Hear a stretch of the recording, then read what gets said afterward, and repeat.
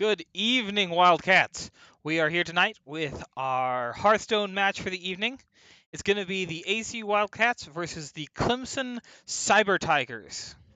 Cyber Tigers. They get a new mascot? I guess so. They or at least they made their regular mascot a robot, I Yeah, no, guess. fair enough, fair enough. So our matchup tonight, the decks ACU is bringing are fairly similar to their last week's decks. Yes. They made some changes. For those who aren't aware, there were some changes made to Giggling Inventor. Yes. It made its way into so many decks that they determined that it needed to be nerfed. So Giggling Inventor was hit with the nerf bat pretty hard. It's now a 7-cost minion instead of a 5-cost minion.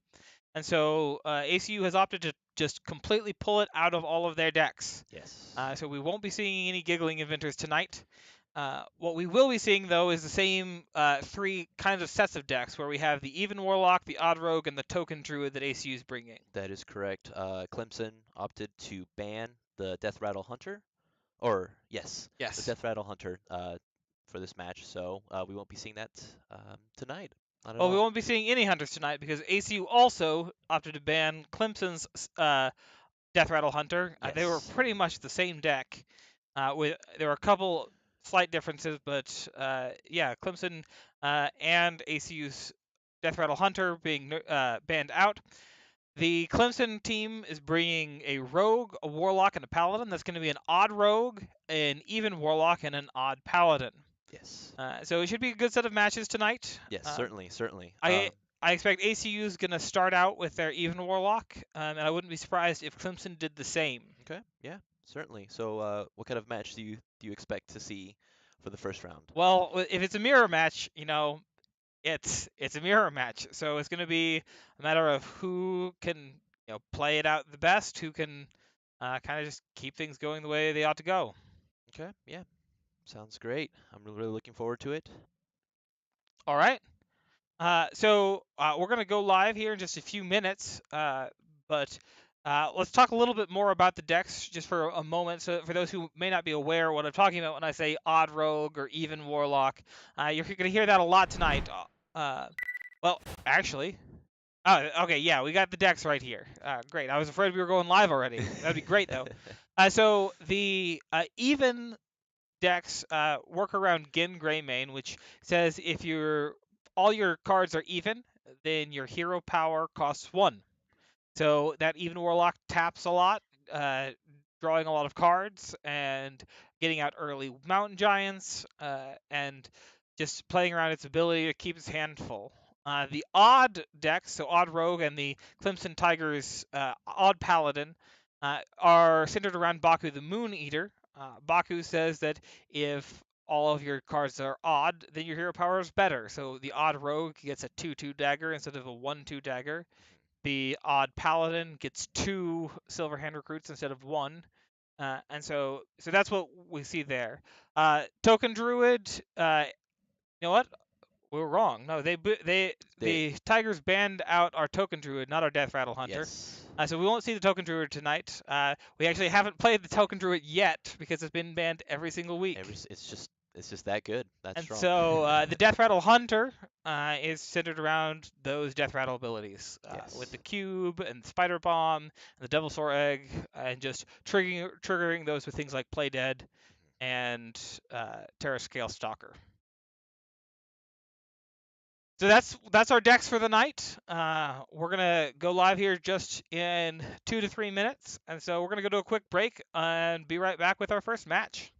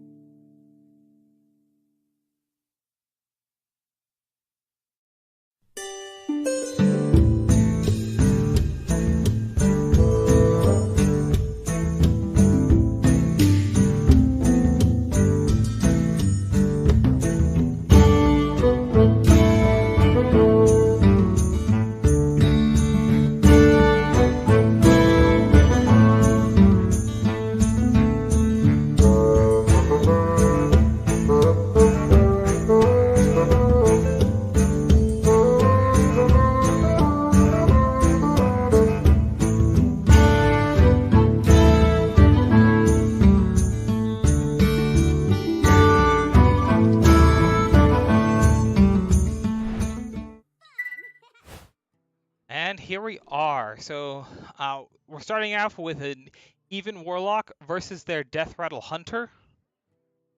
Uh, but we banned their Hunter.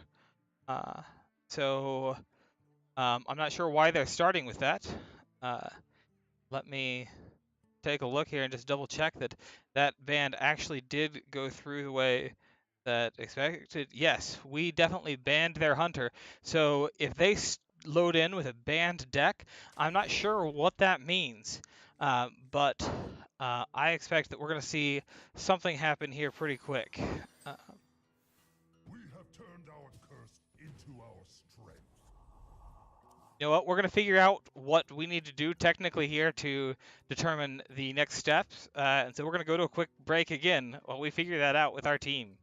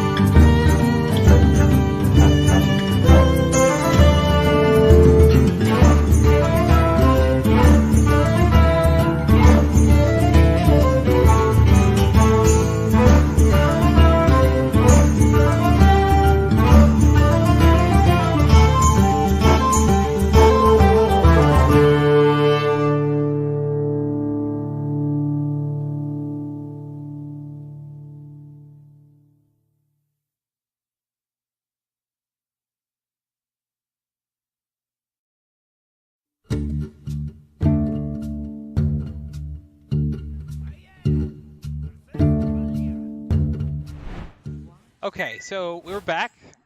They realized their mistake pretty quick there, and they backed out. So we're gonna see the Odd Rogue mirror match this time. So since they saw what deck ACU was playing right off the bat, ACU decided to go ahead and swap things up and switched over to their Odd Rogue. So both of these decks are fairly similar. The Cyber Tiger's deck is a little more aggressive than ACU's. So they're running 2 Crystallizers and 2 Dire Moles, along with a Void Ripper. The idea with Void Ripper is that it swaps the health and the damage of those minions, and so they can swap those 1/3s to be 3/1s and swing in pretty aggressively pretty early on. ACU has a little longer of a game, but is fairly just beefy, good at getting things out on the board that are strong. Certainly.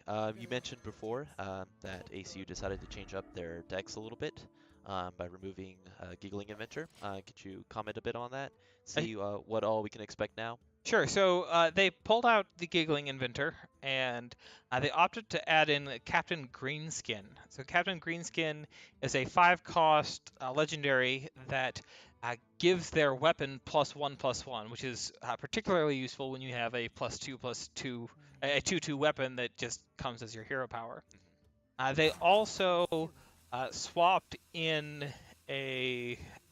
Trying to remember what the difference was.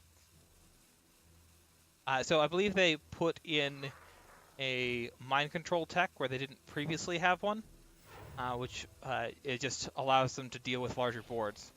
So here we see Clemson just kind of loading up on the board, getting that dire mole, and going ahead and coining out the Firefly.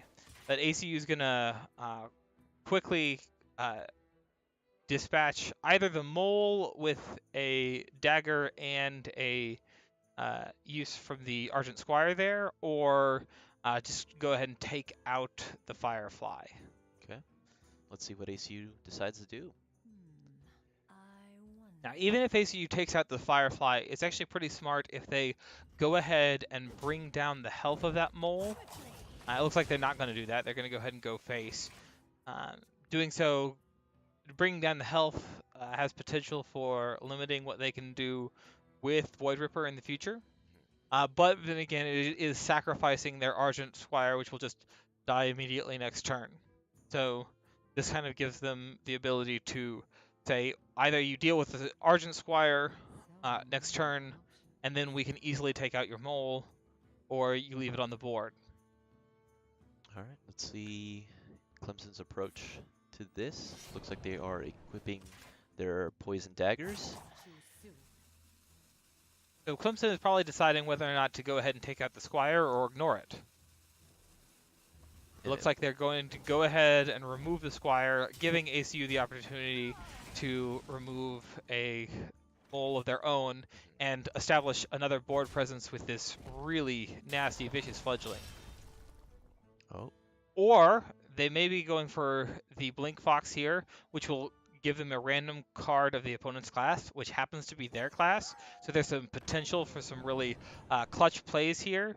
That King's Blade is really not what they're looking for. No, not at all. So the King's Blade is a weapon that isn't as good as their current weapon, but when it goes away, it goes into your deck, and when it's drawn, it still has all the enhancements that you've put on it. But in this Odd Rogue, it just doesn't quite work as well as you'd hope. So Clemson is going to go ahead and dagger up, put poison on their dagger, and clear out that Blink Fox. Okay. What this does, though, is it really gives them pressure on the board. So they've got a 4/1 dagger in their hand. So this Fledgling or the Hinge Clan Thug, both which are great cards, are going to die right away. So they're basically sacrificing whatever they put on the board here. Another good plays you might have made there was go ahead and do the King's Bane, and combo out the SI7 agent. It does lose a little bit of removal in the long term, but allows your it means you're sacrificing an SI7 agent instead of a vicious fledgling. Yes. So Clemson follows up with their own Hinge Clan Thug that ACU is going to be able to remove with the deadly poison that they have there. That is correct. And putting that on the King's Blade, the King's Bane, makes it actually a pretty decent card. And if they do happen to draw it again, it's a 1-cost 4/3 weapon instead of a, 3/3 weapon instead of a 1-cost 1/3. Yes. Now, if they want to clear out this Hinge Clan Thug, they're going to have to poison and SI7 agent, meaning that they can't develop their own Hinge Clan Thug on the board. That is correct.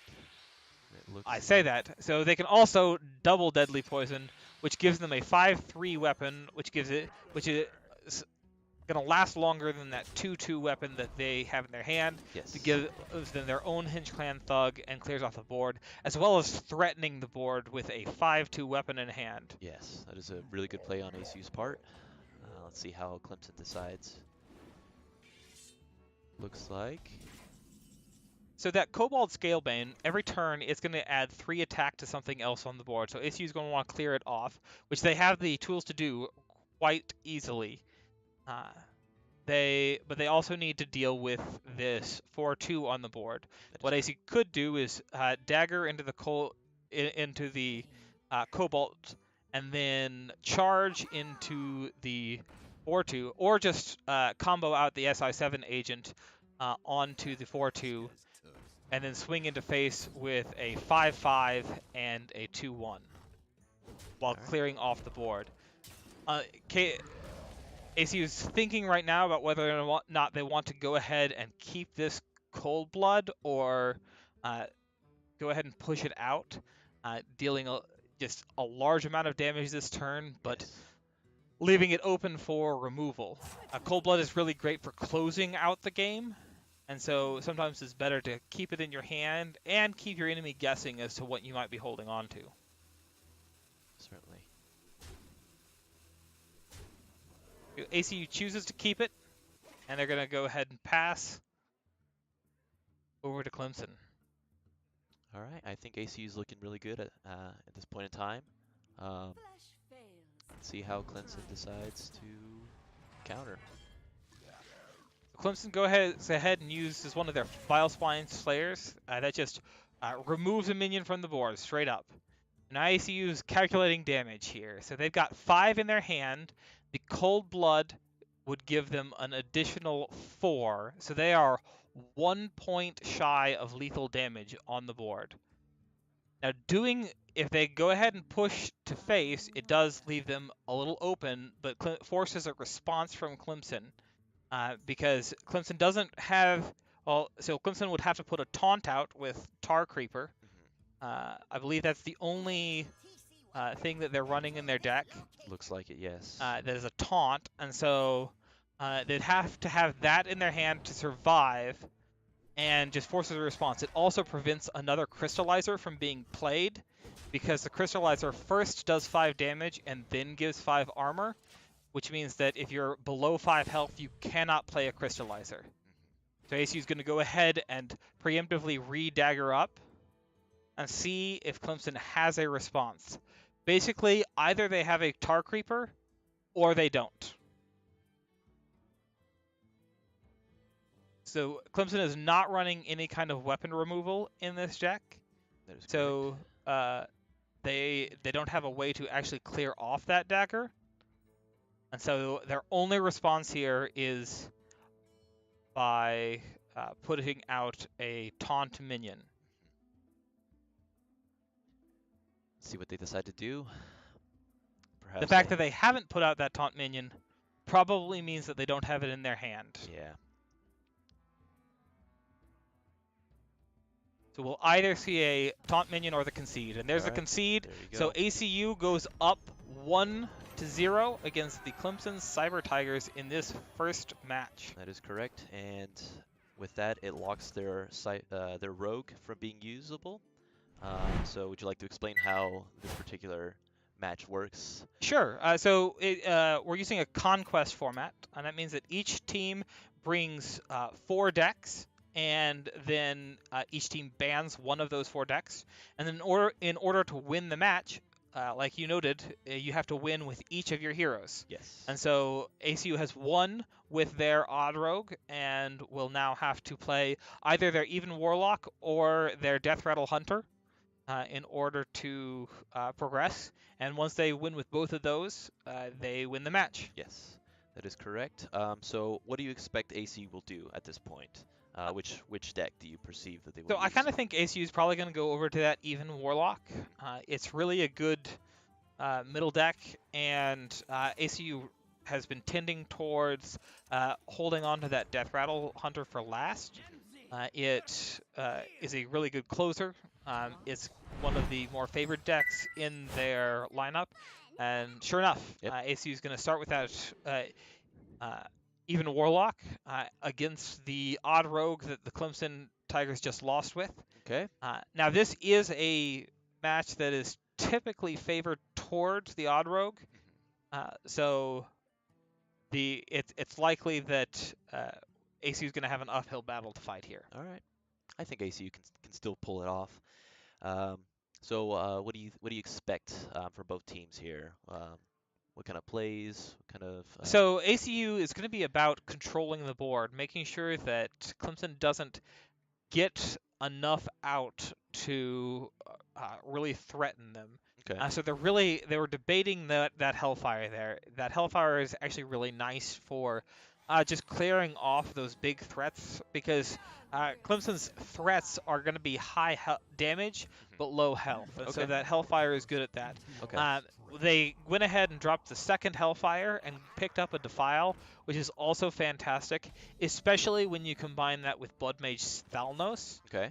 which is one of the things that they picked up this week to try out uh, in this deck, and that'll allow so it's a guaranteed card draw, but it can also turn their Defile into from dealing 1 damage to dealing 2 damage, Okay. clearing off more of the board. All right. That's a great early Mountain Giant from ACU. It's the kind of thing that they were hoping to see. I expect they're going to pass this over and just let that Mountain Giant come out on turn 3. All right. Let's see how Clemson responds. Now this does give Clemson over the board briefly, but it will put a giant threat in their way pretty quick.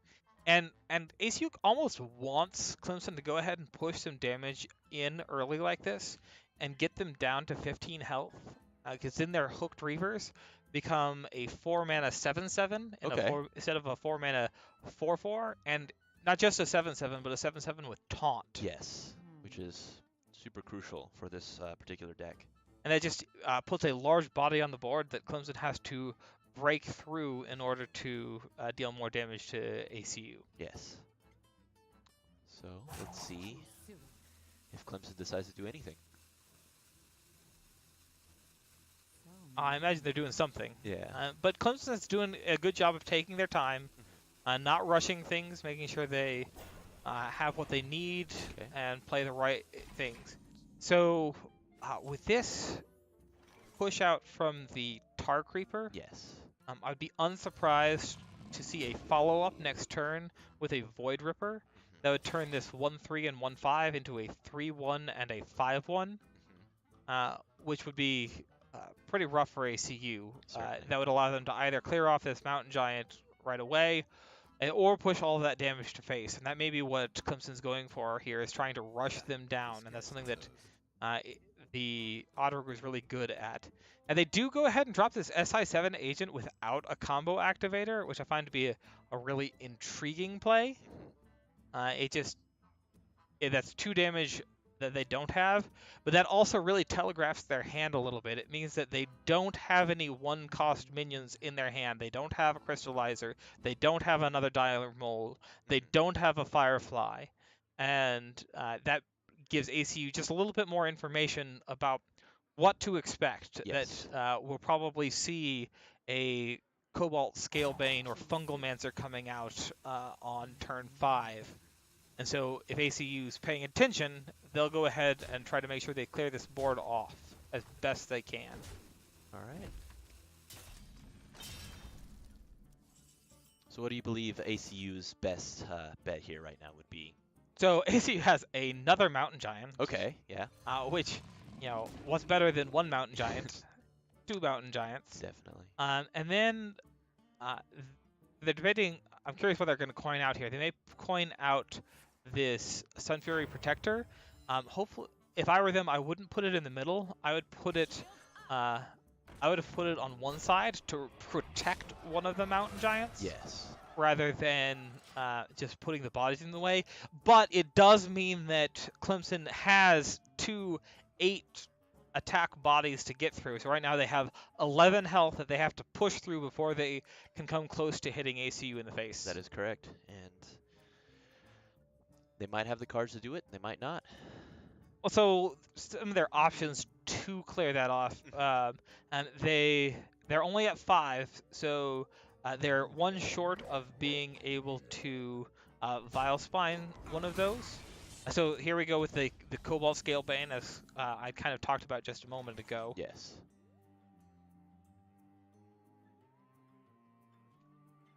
All right. So, looking at things here, ACU, if ACU Hellfires goes ahead and attacks into the Scalebane with that Sun Fury Protector and uses their Hellfire, that'll clear the board and leave the 8/8 alive to swing forward. They'll probably want to tap first just to make sure. Always draw first. But ACU maybe have something else up their sleeves here. Or we might see an end of turn tap here. Let's see what happens. Let's see. They might just be saving their health because knowing that the Odd Rogue is really good at just pushing a lot of damage pretty quick here.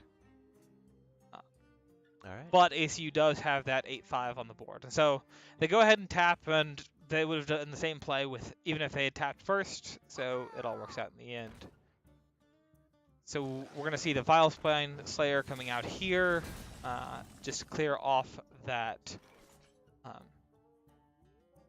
they're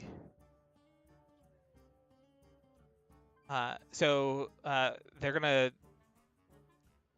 go ahead and clear off that Mountain Giant with the Vile Spine, but ACU's got a response here with that Hooked Reaver, just putting that back out on the board. Right. One of our viewers has asked the difference between Warlock and the other one, so the Rogue. So in this case, for those of you who haven't played before, the Warlock here, so each hero has different cards that they can play, so it's going to be a completely different set of cards. But one of the big things is their hero powers. So the Rogue gets to use a dagger. Its hero power equips it with a weapon, so that hero can push forward with damage itself. The Warlock, on the other hand, it's life tap, and so it's draw a card and take 2 damage. So it sacrifices health a little bit, but allows you to fill up your hand pretty quick, and especially on that even Warlock where you can draw really quickly without single cost hero power. Yes. So Clemson goes ahead and develops the board here, putting some bodies of their own. ACU currently has 9 damage on the board, so I don't expect we'll see a push with the dagger. But so they've developed, so we do see a push with the dagger, but only after they've cleared off that 7 cost.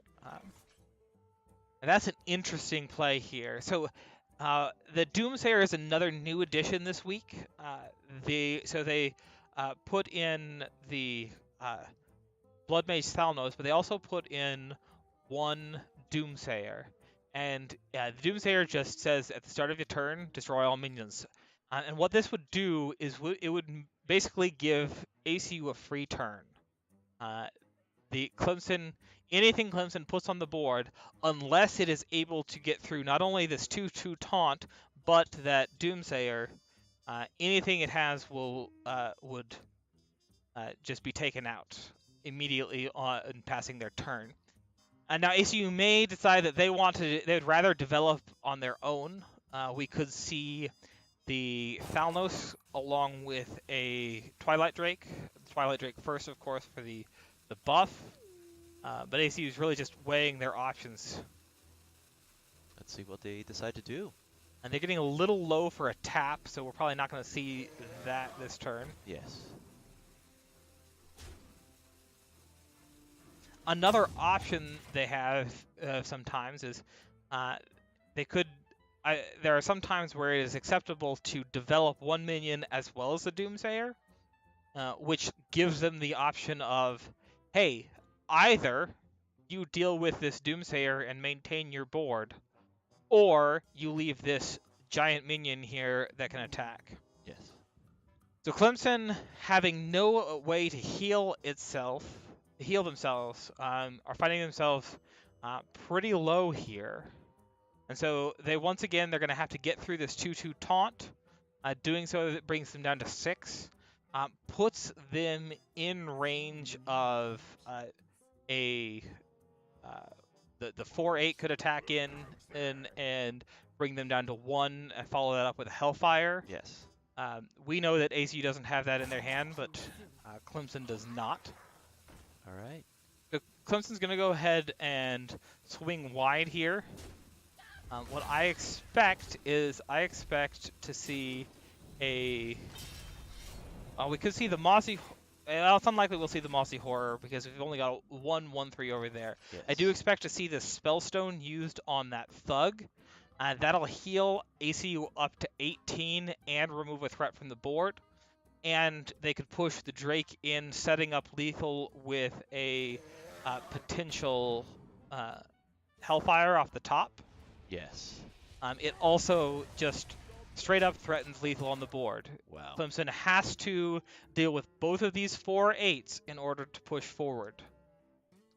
And I don't think Clemson has any way of pushing a full 18 damage on this turn. Yeah. They might have been able to push 11 with a Leroy Jenkins followed up with some Cold Blood, maybe a Void Ripper first to make that a 3/1. Yes. But none of that, don't think, adds up to 18. So we'll see how Clemson does here. So Clemson is pulling the Hail Mary. That is Mira's Unstable Element. What it says is it is draw your deck.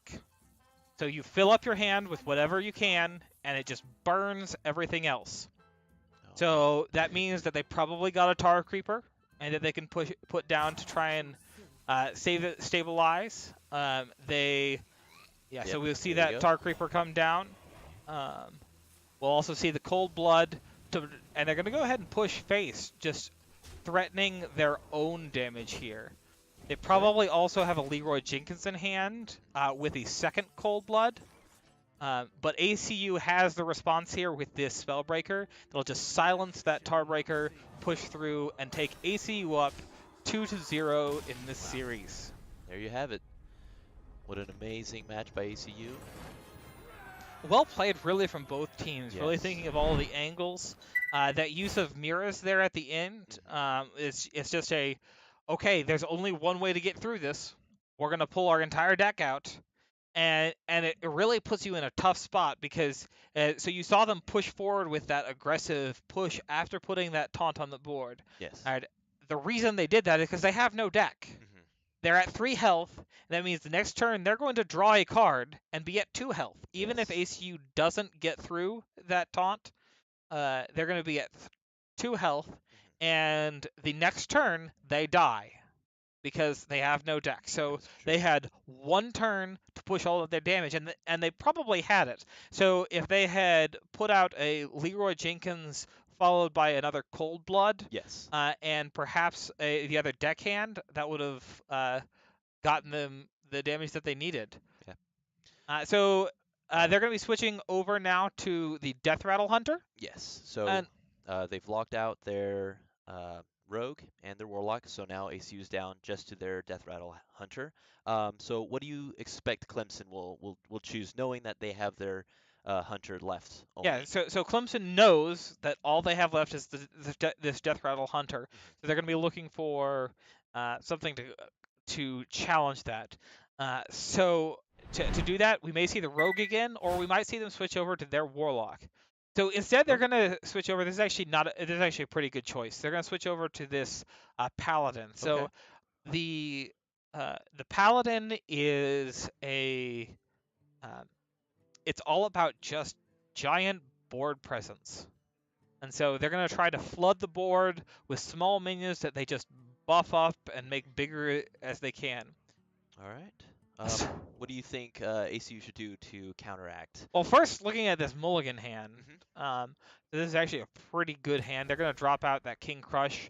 Tracking is also a good choice to go ahead and drop out, hope for something a little different. Okay. Having that Prince Keleseth in hand is great. Yes. I want to say the numbers for a turn 2 Prince Keleseth increases win rate by like 20 or 30%. Wow, that is a lot.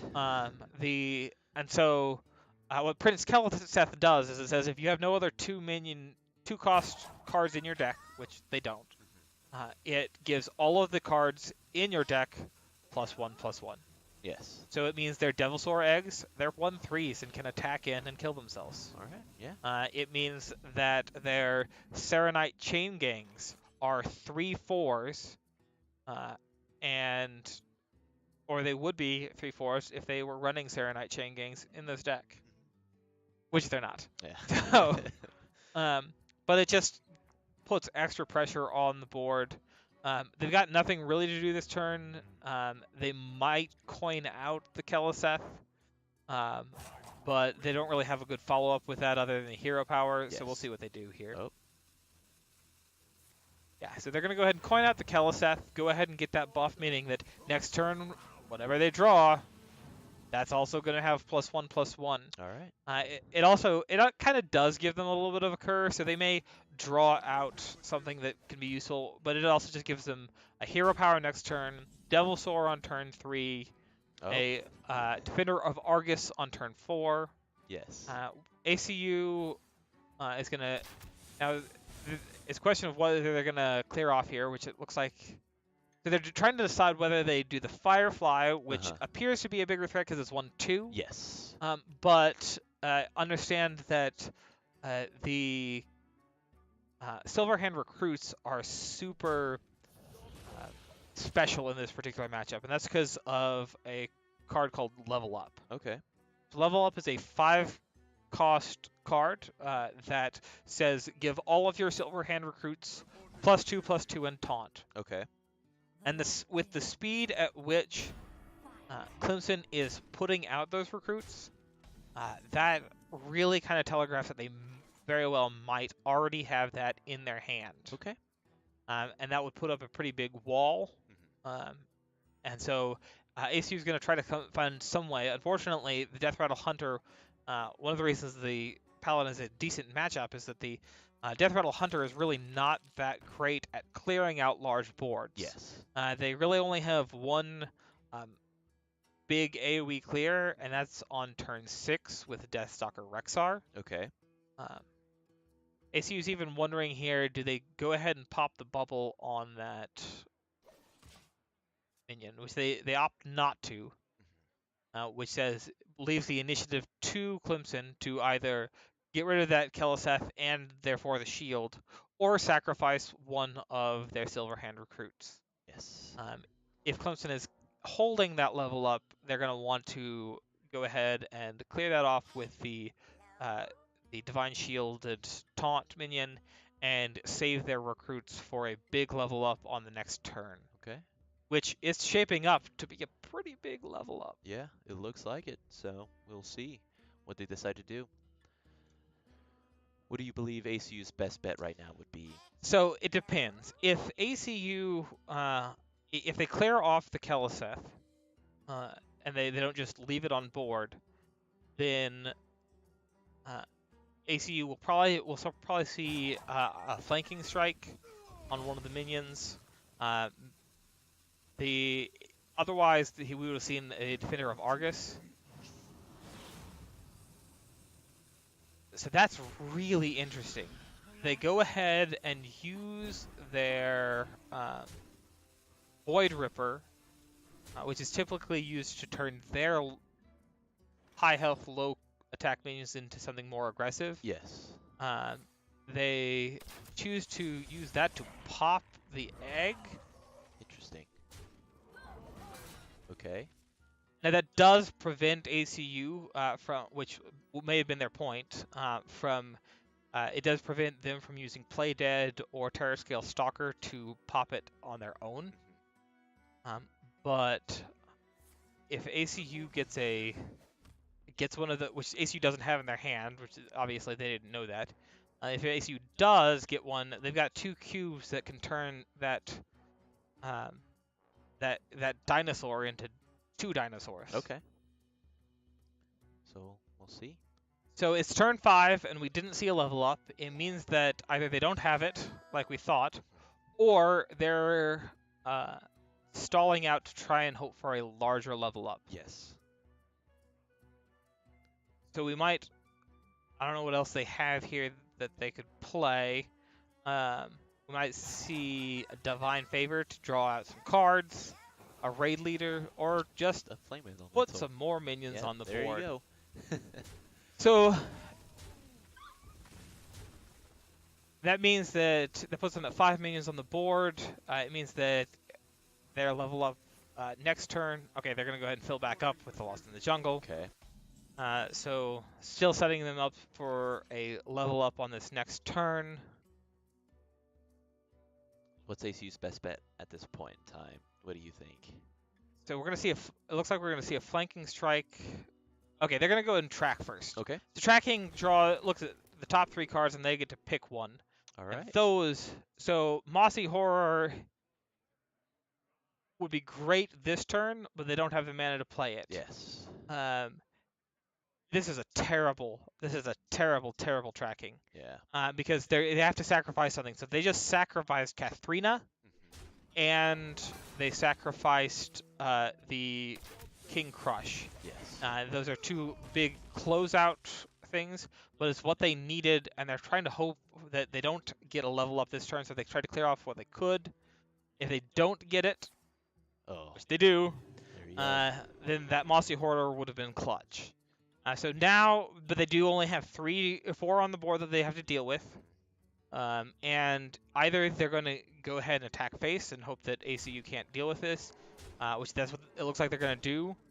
And that gives ACU an opportunity to use a Defender of Argus here. Yes. And just put up some taunts of their own in play. So I would expect to see a Defender of Argus with a hero power here, just kind of maintain a little bit of presence here. That said, it's not looking great for ACU in this lineup. And like I said, this is a pretty heavily favored in the Paladin's favor because the Death Rattle Hunter just doesn't have ways to clear those large sets of minions. And so that Vine Cleaver just puts more out on the board, putting ACU closer and closer to their imminent demise. All right. Now that's a good pull. What Mind Control Attack is going to grab one of those guys at random. So they've got a 50-50 shot of getting one of those 3/3 taunts. And they got it. Which they got, There you go. which is great. That puts a body in the way. They're going to put out this Devilsaur Egg, which they'll probably go ahead and break next turn with the Mossy Horror. Yes. That said, I think that they still have lethal if they're paying attention. Yeah. There you go. And so Clemson is going to come back a little in this match, bringing them up. So 2 to ACU and 1 to the Clemson Cyber Tigers. Yes. So we're going to see if the Cyber Tigers can pull off the reverse sweep here. Yep. Let's. But it's going to be an uphill battle. Yes. So that Paladin, it was pretty favored against the that Hunter deck. Yes, of course. The Warlock and Rogue are not necessarily as favored as that Paladin. Okay. They don't have the same wide boards.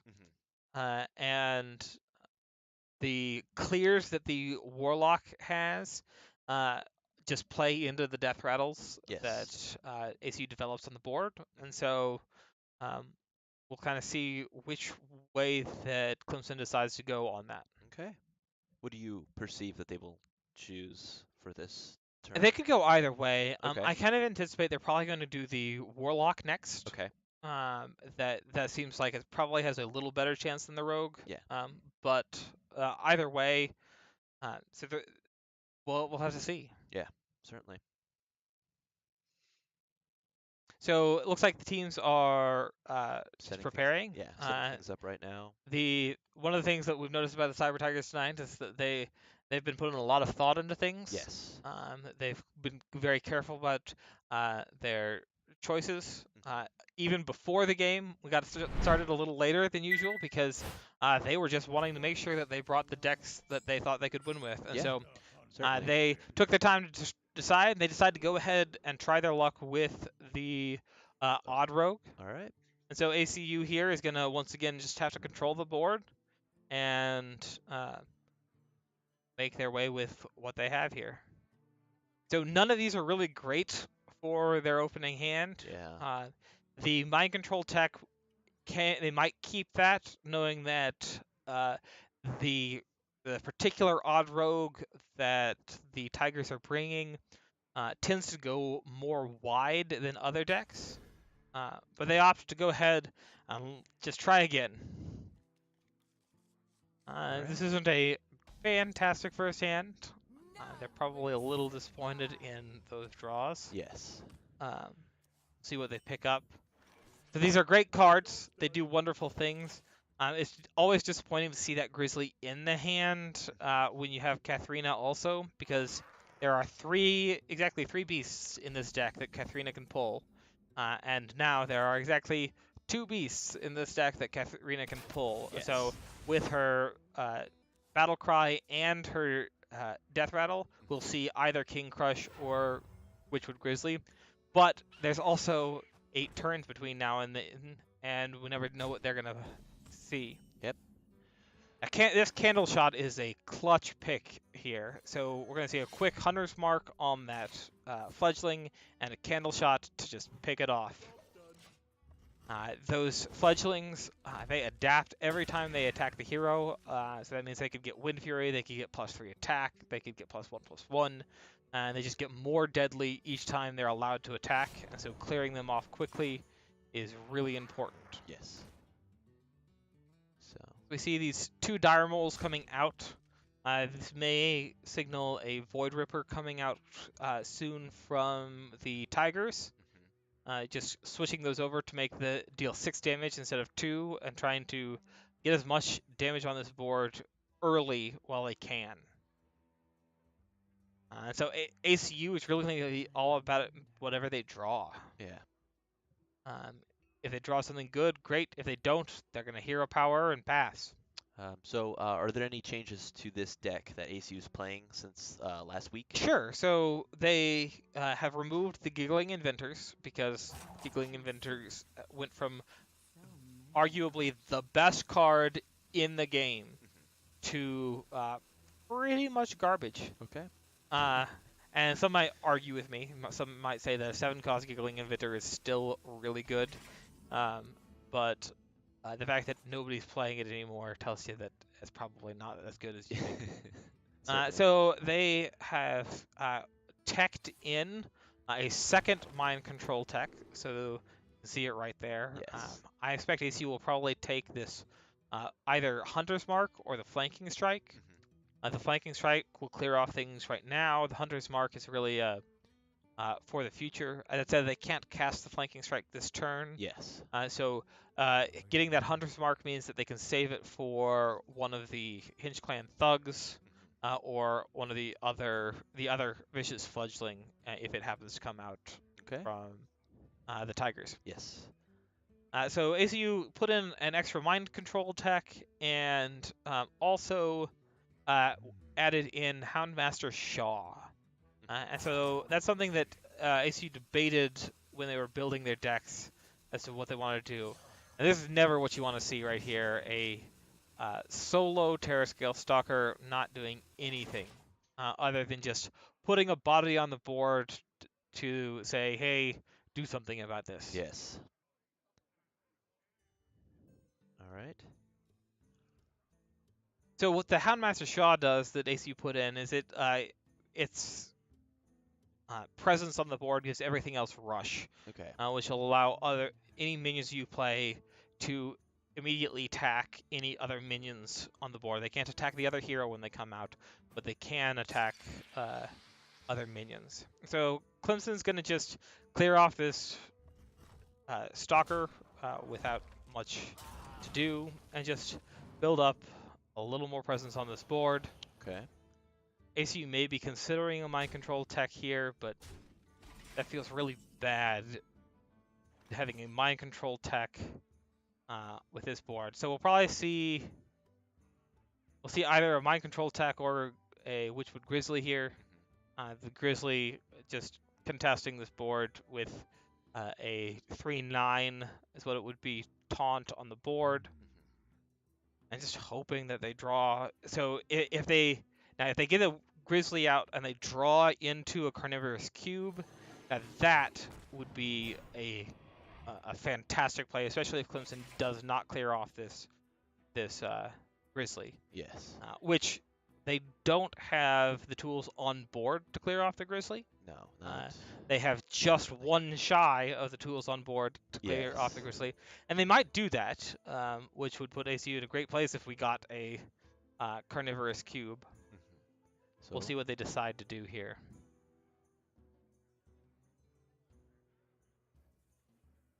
And props to both teams for really not feeling rushed.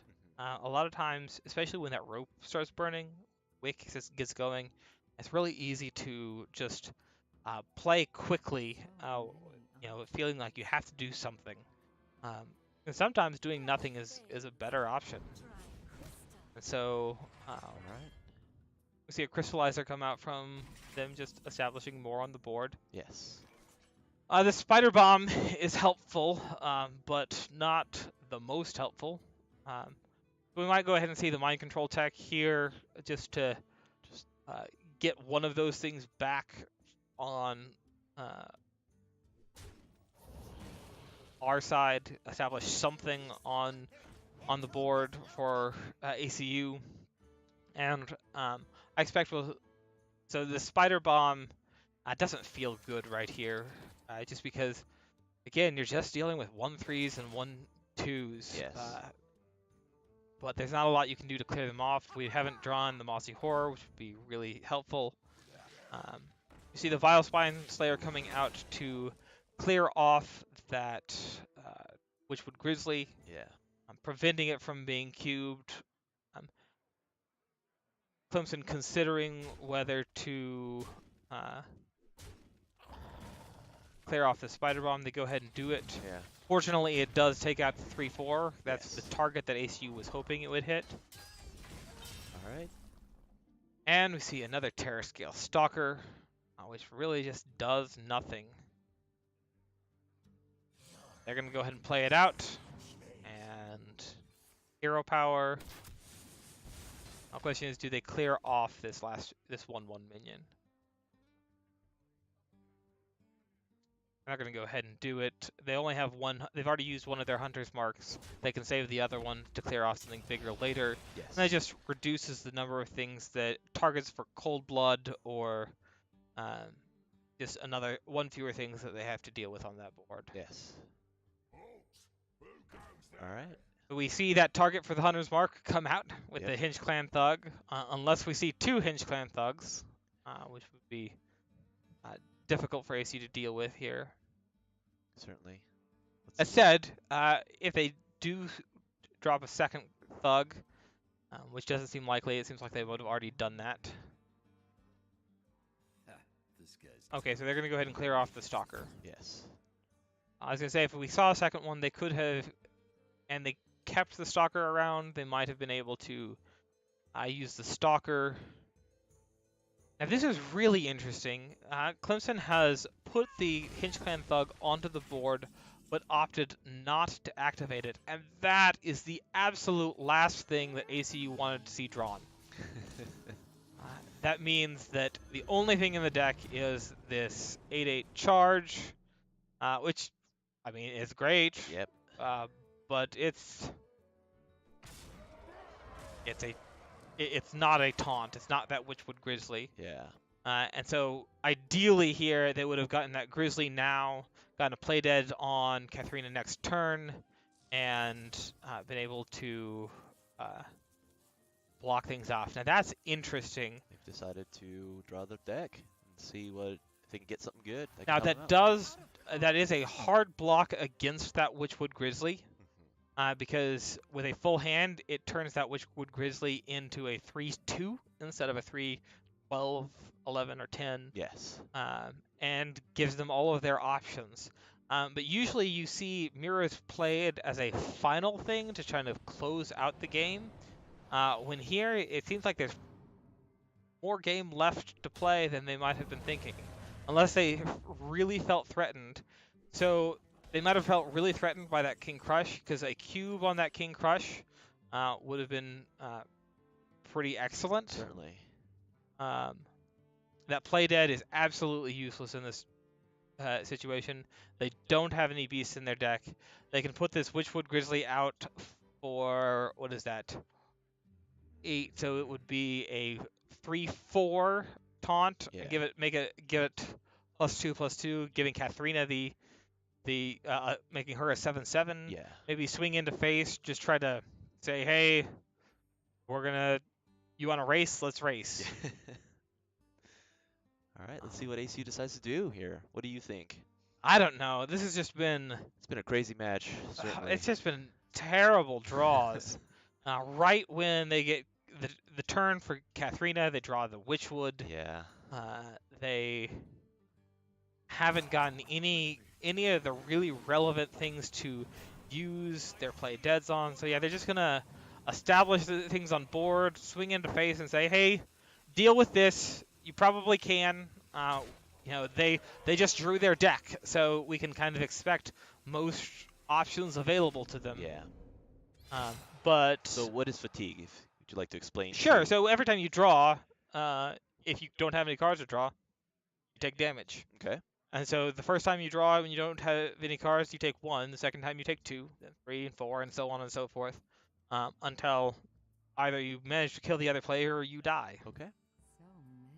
So ACU is taunting, building a wall here as best they can. I do expect we'll see a Tar Creeper probably followed up by a Vile Spine. Yeah, there it is. There it To is. just clear off one of those things, then make pretty quick work of this Witchwood Grizzly. That ACU just has to hold on at this point. That's true. Now there's a lot on that board to hold on from. They're gonna lose some of that here, but ACU doesn't have to get too far down before. Where was that ages ago, right?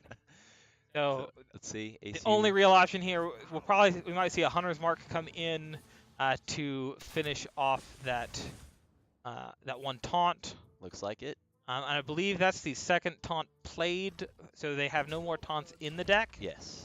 So they're down to 6. So they have to clear this board or kill ACU in order to win this match. Yes. Because they put themselves on a clock. They actually have.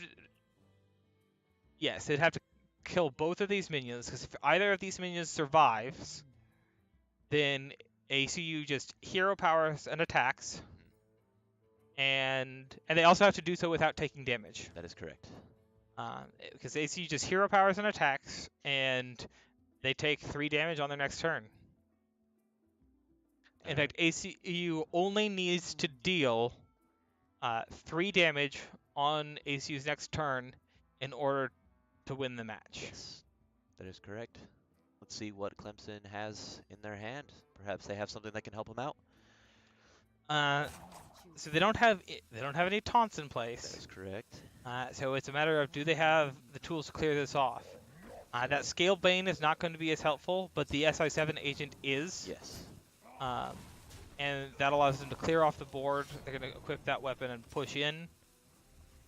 That Scale Bane is going to buff up one of these minions. ACU is also out of taunts at this point. Yes. But this egg might be helpful. I mean, they've got nothing else to play. It's true. So put this on the board and hope Clemson doesn't have what it takes to finish this out. So Clemson has 11, 12, 13, 15 on the board. Leroy Jenkins will win them the game. Let's see what they got. There it is. There it is. Wow. So it was a close match. That was a very close match. Bringing the Clemson Tigers up to tie things up with ACU 2-2. Wow. That was quite a match. Yeah, that was terrible draws on ACU's part. That was an awful tracking that just. The tracking was the first game. I take it back. But that was just. I mean, ACU did what they needed to with what they had, and they got there. They were 1 away from closing that out. Yeah, but Clemson, I mean, they took a chance and it paid off for them. Sure. So I guess our next match is going to be ACU's Death Rattle Hunter versus Clemson's Warlock deck. Warlock. All right. Mhm. So again, both teams are down to their last deck, so it comes down to this. Whoever wins this match, And this could go either way. yeah, certainly can. So ACU's got a good chance here. The Death Rattle Hunter is a really great deck, assuming you get the resources you need. Yes. The same goes for that Warlock. If they get the resources that they need, then it's going to be a really rough match. Yeah. One of the things to note is that Clemson's team is running a Skulking Geist in their Even Warlock. Okay.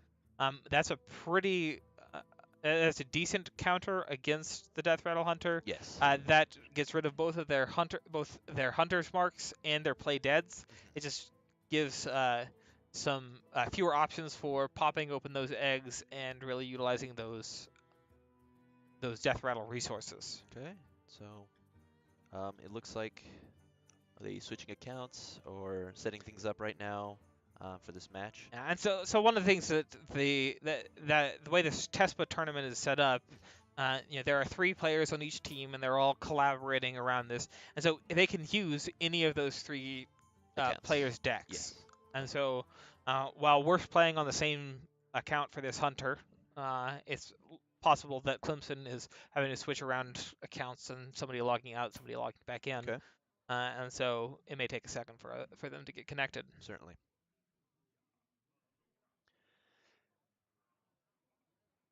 So yep, they're still working on it. Yeah. So this Warlock deck is all about using Gin Greymane to have that 1-cost hero power, just like you saw on the Warlock that ACU played earlier. It means that they're gonna try to get out early Mountain Giants, just like ACU did earlier, and bring things back. Some differences. The ACU deck was running a Sacrificial Pack that's really useful against those mirror matches. Yes. But the Tigers are running 2 Acidic Swamp Oozes, Okay. which what that does is it just destroys a weapon. Yes. Which destroys the Candle Shot, which is really one of the essential pieces of ACU's deck. So Yeah. there's some good potential for the Tigers there with that Acidic Swamp Ooze. They are not running the Ironbeak Owl or the Mind Control tech that ACU runs. Okay. So they've decided to not use those tech options. And instead, they've invested in a second Plated Beetle, Okay.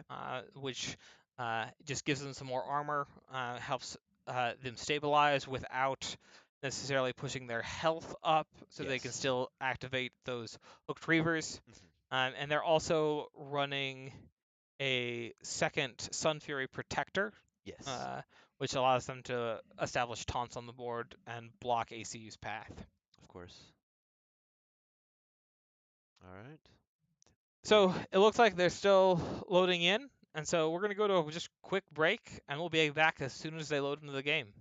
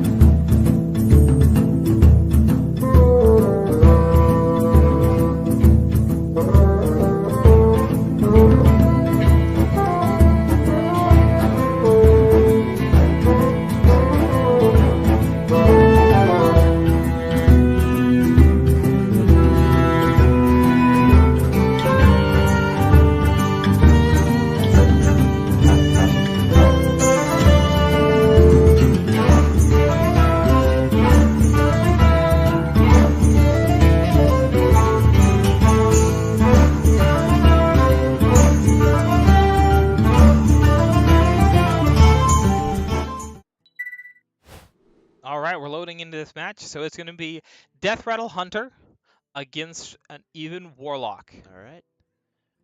What do you perceive So this ACU's? is definitely a better starting hand for Yeah. ACU. In fact, ACU agrees. They're They- going to keep everything. Yeah, there you go. So they get that Devilsaur Egg right off the bat, the Spider Bomb to deal with bigger threats from the Tiger team, and it does leave them until turn 3 before they really get anything out, unless they decide to coin out an egg here, which they don't. Yeah. Well, that'd be next turn Yeah. that they would coin out that egg. So- So we'll see either a hero power or an egg get on board. Yeah. So it looks like they are going to go ahead and drop that egg down. Yep. And so we'll see a follow-up next turn with that Terrascale Stalker for turn 3, 5/5 on the board that Clemson's just going to have to find a way to deal with. Yep. So Clemson's going ahead and live tapping. So they're tapping up a lot and not playing anything, which really kind of forecasts an early Mountain Giant here. Yes. I mean, if you think about it, they have almost 10 cards in their hand. They have a 1 in 3 chance twice to get that Mountain Giant. And let's see what they have there. They're either they don't have the Mountain Giant, or they're feeling threatened enough that they're going to go ahead and push something out. Let's see. Because every card that they play means it pushes back the turn that they can play Mountain Giant by 1.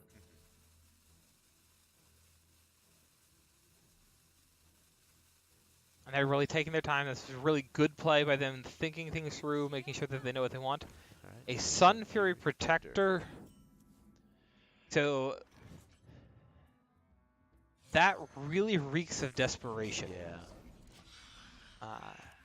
I'm not sure what that play was, because it means that because putting a Sun Fury Protector out and delaying your Mountain Giant a turn just doesn't seem that great of an option, especially when you're not pairing it with something, unless they have like a second one here that they're going to use to build a taunt on that. Possibly.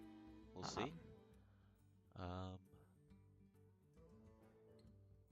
So we could see. I don't know what they're doing there. I'm honestly not sure what that play was. I Yeah. can't. We obviously can't see their deck. We don't know what they have in their hand. They may be preparing something, but playing that out just feels like a desperate move to get something on the board to challenge in some way, but it really doesn't. Yeah. We'll have to see. Clemson's really taking their time, thinking about this, seeing if they have a way to counter ACU right now. And they're going to go ahead and put down that Mountain Giant. So they get the Mountain Giant. So they opted to do that this turn instead of last turn, which maybe they were hoping to bait out a destruction from ACU on that Sun Fury Protector. Yep. In some way. Obviously, that didn't actually pan out for them. Nope. So ACU is deciding now, do they go ahead and go face with this, or do they clear off this board?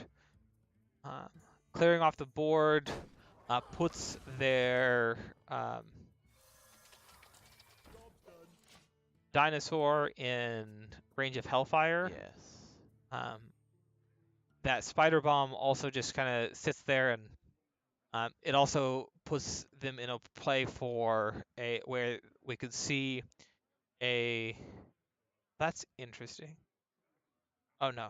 So we can see a 1-drop. I'm trying to see if there are any 1 health minions that Clemson is running for their Defiles. I'm not seeing any. No.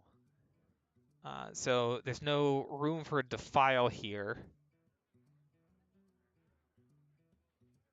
So ACU's in a pretty decent position at the moment.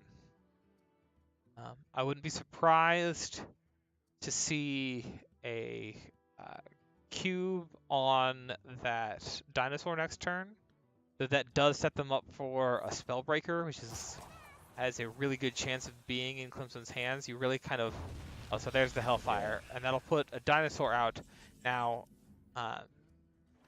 if ACU's smart, they're going to wait on that cube until they have some way of popping it. So they're going to dig for a way to pop that cube. And so that play dead is probably their best bet here. That'll allow them to cube next turn. They can put the dinosaur in the cube and then go ahead and trigger it so that they have 2 5/5 dinosaurs. And then with still a cube on board, that if they silence it, they silence it, but it's already done what it's designed to do. Yes. They're considering here the Shaw probably, which would allow dinosaurs that come out to have taunt, and hope for another play dead or a terror scale to use on that cube. But at this point, they really need a play dead to use on that cube because they'd need to wait another 2 turns for that. They are going to take the Shaw and put it out on the board. They may be to bait out either a silence or something like that. Yes. So we'll see what Clemson has up their sleeve. But now if Clemson goes ahead and so they're under 15, so this would be a prime time to see a Hooked Reaver. If we see that, we'll probably see the Spider Bomb follow up. That is just an instant kill of that Hooked Reaver. Okay.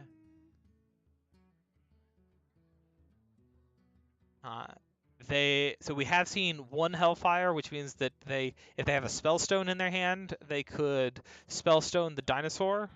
They keep looking at it, so they're gonna just put out a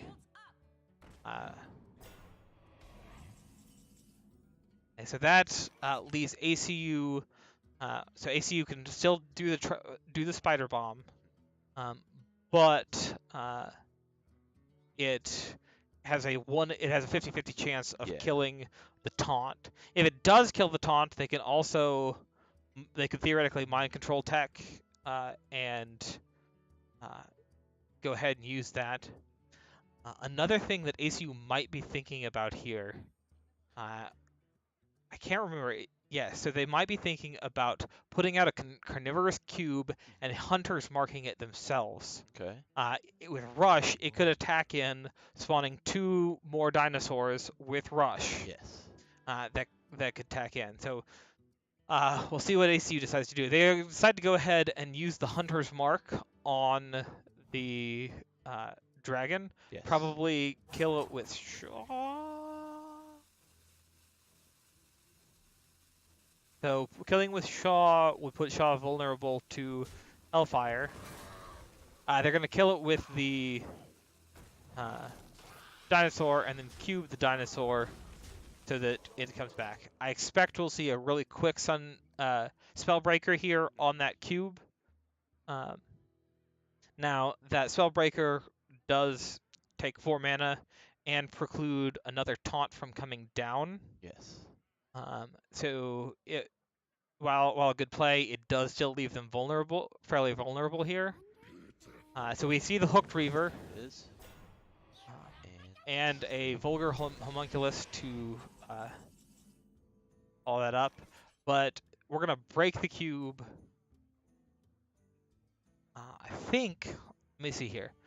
ACU might have lethal here. No, because they can't, because it's Rush, not Charge. So they're going to break the cube. Maybe see a Spider Bomb so that those stay healthy.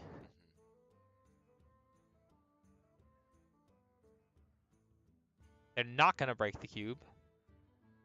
They're just going to kill the Homunculus and then use the Spider Bomb on the taunt, pushing 3 damage in, plus another 2, putting Clemson down to 4. All right.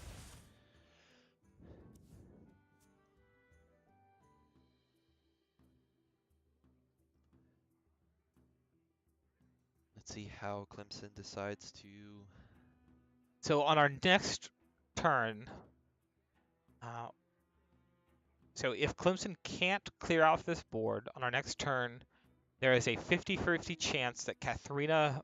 So even if they do clear off this board, there's a 50-50 chance that Katharina pulls out King Crush. Okay. And unless they've got some heals, which they might, we could see a Spellstone here for 7. Okay. So we just see the heal up there. So we've got a 50-50 chance of pulling out King Crush and closing out this match. Let's see. It is a Witchwood Grizzly, which isn't gonna. Well, but we're still gonna close out this match because we got Rush. And there we go. There you go. So in a close match against the Clemson Cyber Tigers, the ACU Esports team managed to close it out 3-2. It's crazy. Crazy stuff. I was on the edge of my seat the entire time. So what was your favorite part? What was your favorite play? There's so many. I mean, I don't.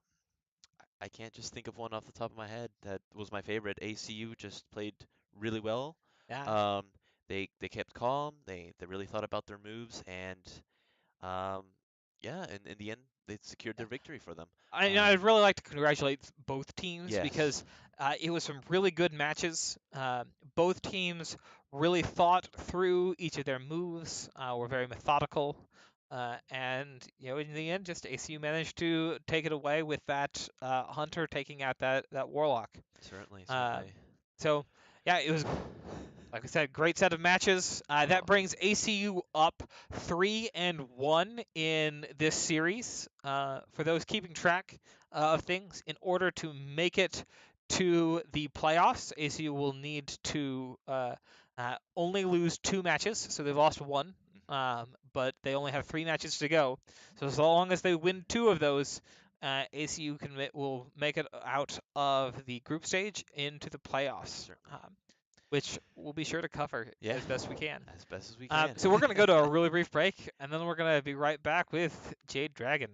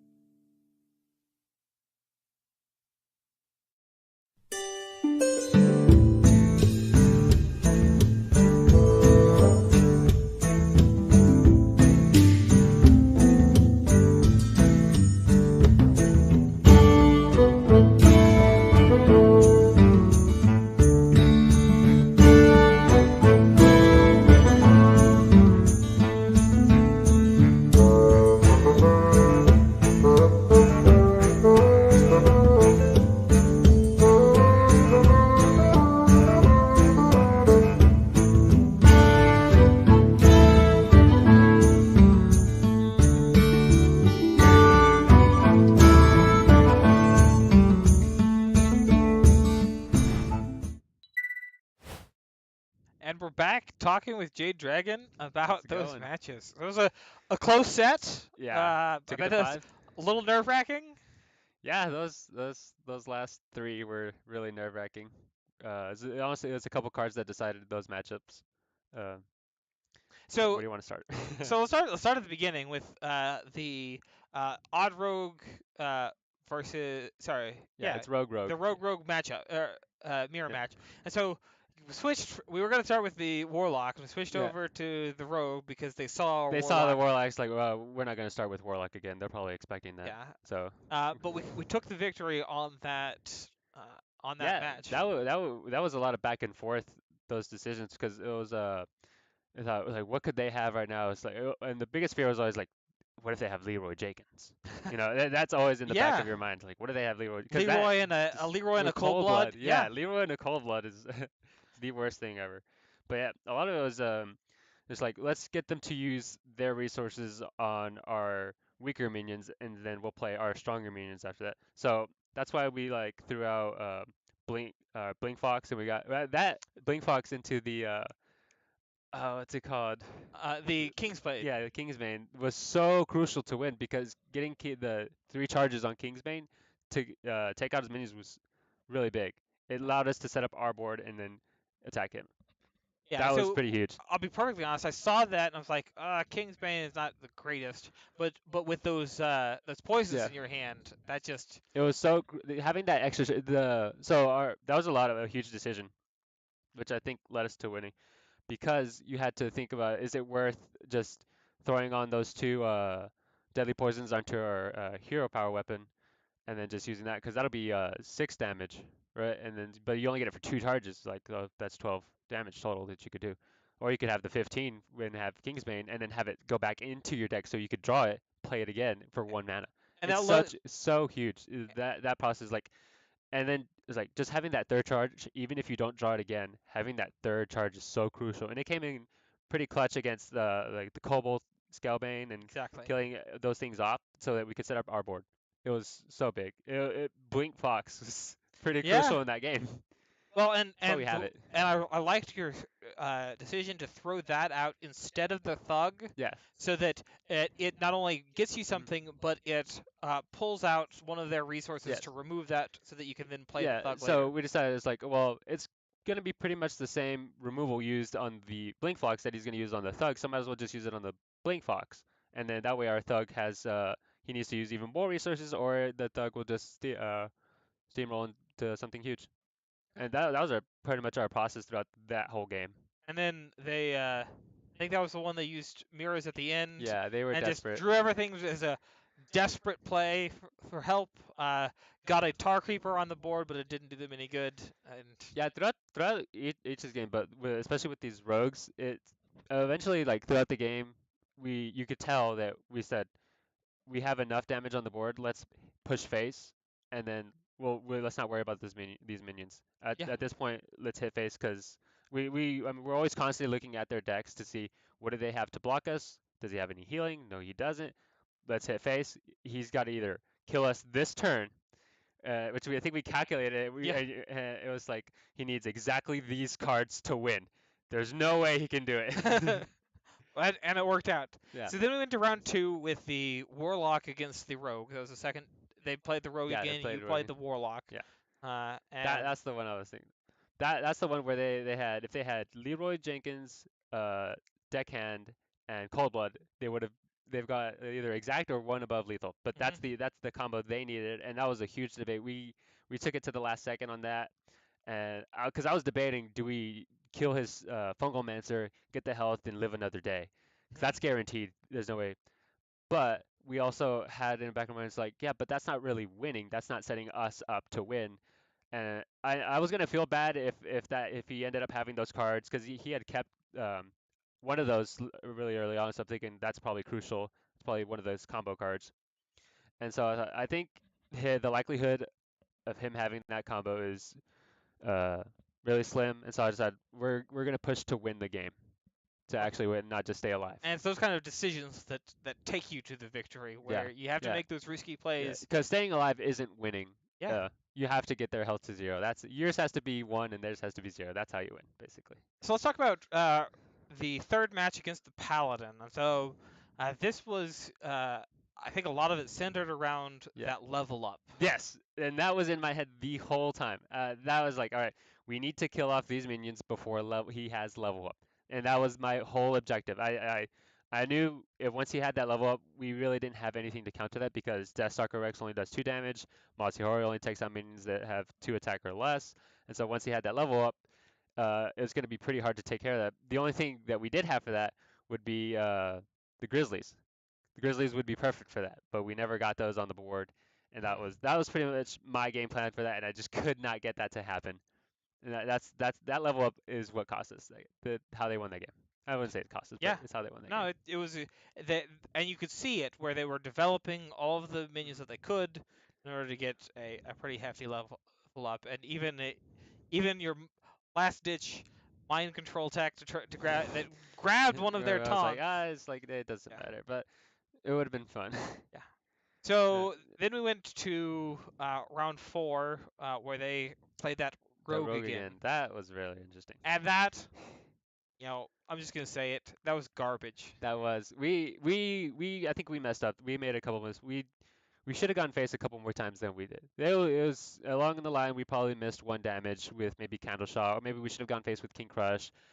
But also our draws at the end were kind of bad. But that aside, we could say that we misplayed on that. Because I was thinking through, I was like, maybe we should hit face with this King Crush. He'll have to. He should. I wonder if he'll deal with it. I think this is enough of a threat on the board to where he'll trade into his mini deal. But if he doesn't, if he somehow Valspine clears, and then or has Leroy Jenkins, then we're gonna lose this game no matter, guaranteed. And so I was like, I think I'll play it safe. I'll kill his Hench Clan Thug. I don't want it to steamroll into something big, and so I played it safe. And I think I realized it too late. We needed attack face. I knew we should attack face as soon as he drew he played mirrors and drew his whole deck. He was at 12 health. I was like, all right, face. He's gonna take damage from milling. Let's just hero Yeah. power. I didn't even if we drew. I told Ty that it's like even if we drew Deathstalker Rex, I'm not gonna play it because our hero power is so good right now. Yeah. Our hero power is Exactly. the best one in this situation. Well, and it came down to it. Yeah, One and health. 1 health. Yeah, it's somewhere along the line. We probably missed a damage or something. It's our bad. But it's fine. We got him next game. Yeah, you came into the 5th round, and that one was pretty decisive. Yeah. I think what decided that was Ty and that mulligan. He said, I wanted to get rid of that Carnivorous Cube, but he said to keep it. I was like, it's iffy, but if we can get that till hit and then maybe pop, that'll be really crucial. So I was like, we keep it. And having those spider bombs, I think spider bombs and the hunter's mark were really huge in clearing out his Twilight Drake and his giants, and I think another taunt. So tell me how you feel about Shaw now, because I know Shaw- this has been a debate Shaw- on your team as to the usefulness of Shaw in the Death Rattle Shaw Hunter. was crucial to winning that game. Shaw was absolutely. There were so many things we could have done with Shaw. We could have used him even more later on if we had those play deads. We guess he never really realized it, but you have to have some setup to it. So you have to have another minion on the board. Plus you have to play Shaw, and then you have to hope that he doesn't kill it. So but he did it. We looked at it at his cards again, and thinking is like, there's no real way he can get rid of this Shaw right now. So let's go ahead and play it. He'd have to use a couple resources, and we had those spider bombs. So if he didn't get rid of the Shaw, we had the spider bombs to work out to kill his minions. If he did kill the Shaw, we'd have Hunter's Mark. So we were pretty set, and we were secure that if he did this, we had a counter to that. Great. Well, a great set of matches. Yeah. And it brings you up 3-1 in the series. So Yep. keep it up. All right. Cool. Well, Thanks. good match. And we're Scratch gonna 'em. be right back with Equal D. Cool.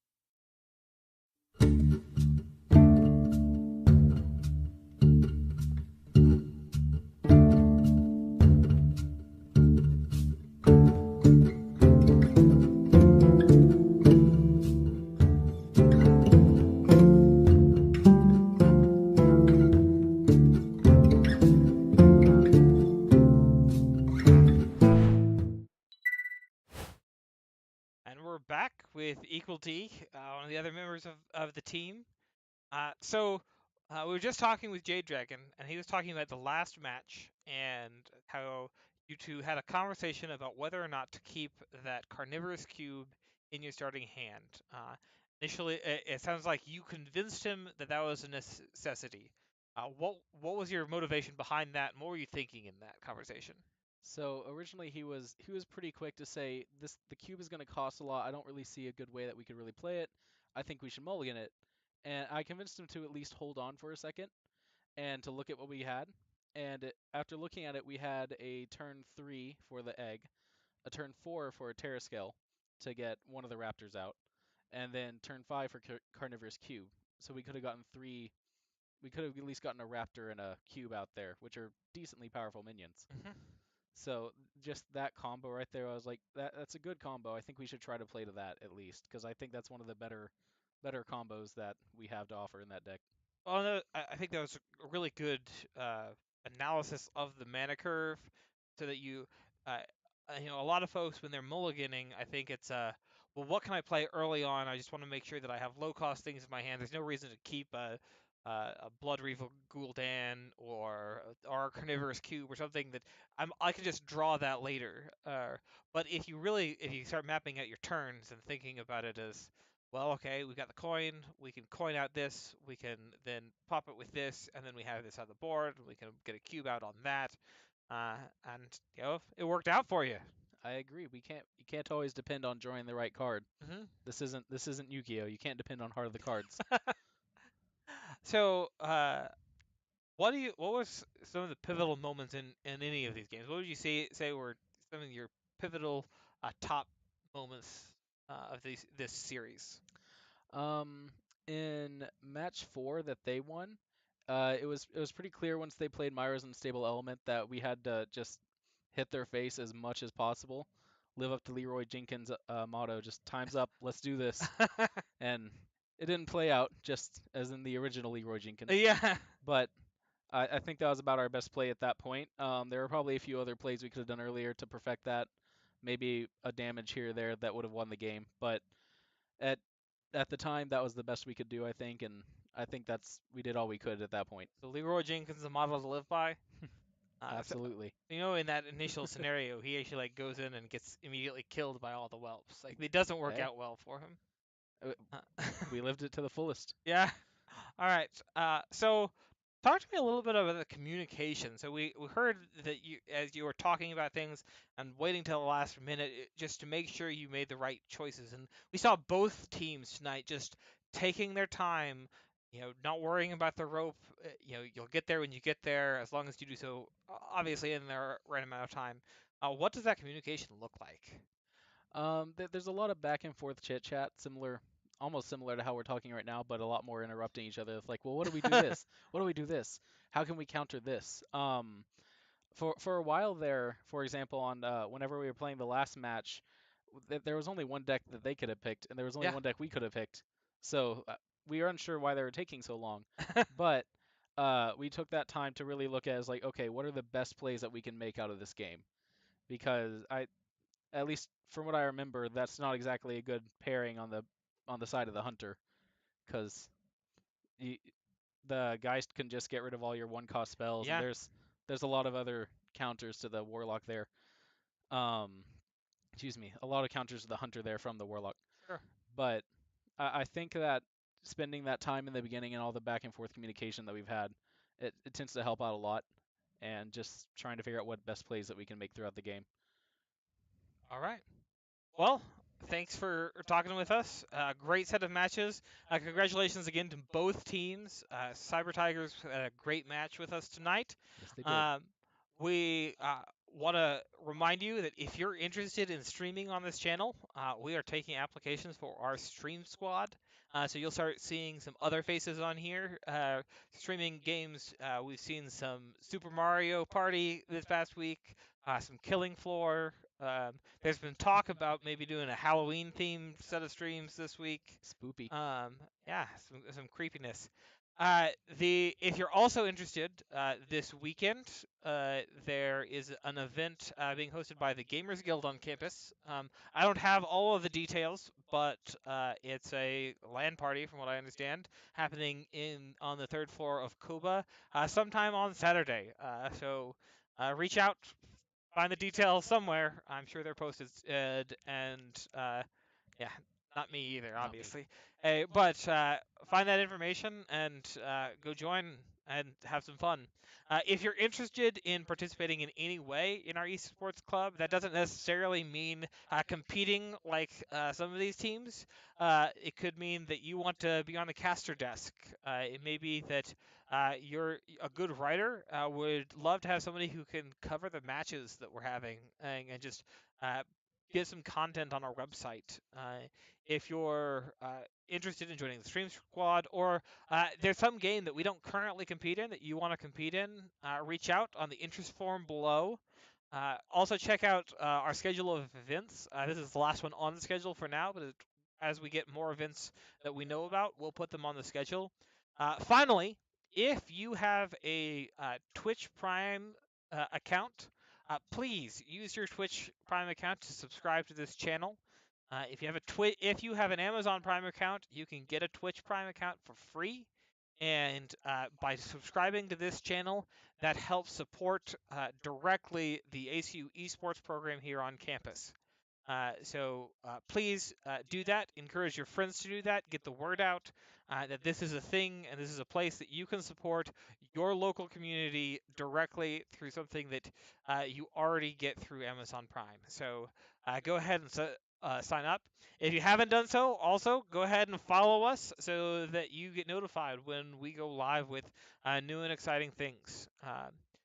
Support your local esports program and go Wildcats. Go Wildcats.